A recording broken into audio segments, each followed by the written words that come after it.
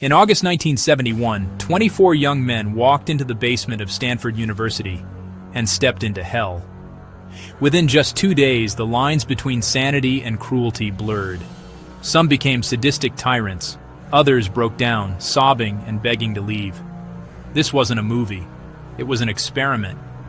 A study meant to understand power and obedience that ended up exposing the darkest corners of human nature. Dr. Philip Zimbardo, a psychology professor at Stanford, wanted to answer one haunting question. What happens when ordinary people are placed in a position of power or total submission? To test it, he transformed the basement of the university's psychology building into a simulated prison, complete with barred doors, a solitary cell, and surveillance cameras. 24 volunteers, all healthy, mentally stable college students, were chosen. Randomly, half became guards, half became prisoners. Each prisoner was arrested from their homes by real police, handcuffed, fingerprinted, and blindfolded, just like real criminals. They were stripped, searched, and given loose smocks with identification numbers.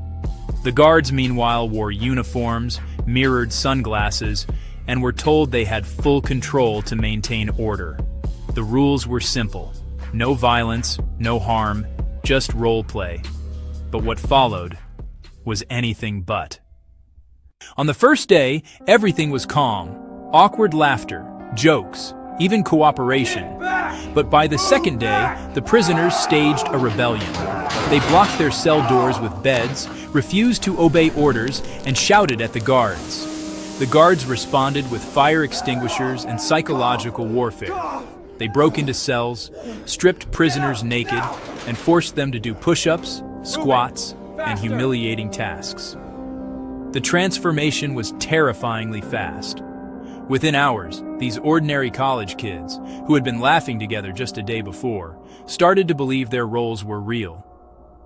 One guard later admitted, "I was surprised at myself. I started enjoying the power." Zimbardo didn't stop it. In fact, he started behaving like a real prison warden, ordering punishments instead of observing behavior.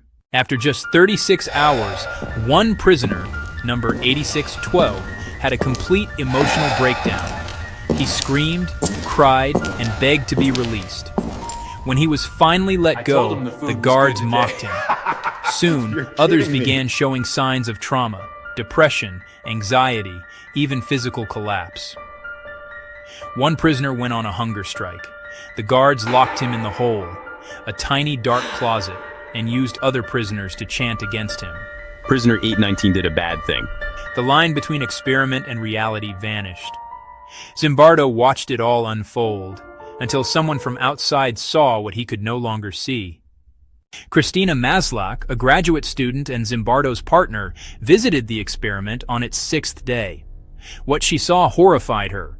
Terrified students, psychological torture, and a man she loved consumed by his own experiment. "What you're doing to these boys is terrible." That single sentence shattered Zimbardo's illusion. He ended the experiment immediately. It was meant to last 2 weeks. It ended after 6 days. The Stanford Prison Experiment became one of the most infamous psychological studies in history. It showed that when humans are given unchecked authority, even for a short time, they can become capable of cruelty they never imagined. The participants weren't monsters. They were normal students. But power changed them. Zimbardo later reflected, "We like to believe that evil is done by evil people. But the truth is, under the right conditions, any of us could become them." The experiment was never replicated under the same conditions, but its message remains hauntingly clear.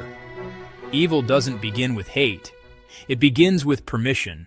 But what if scientists didn't just manipulate behavior?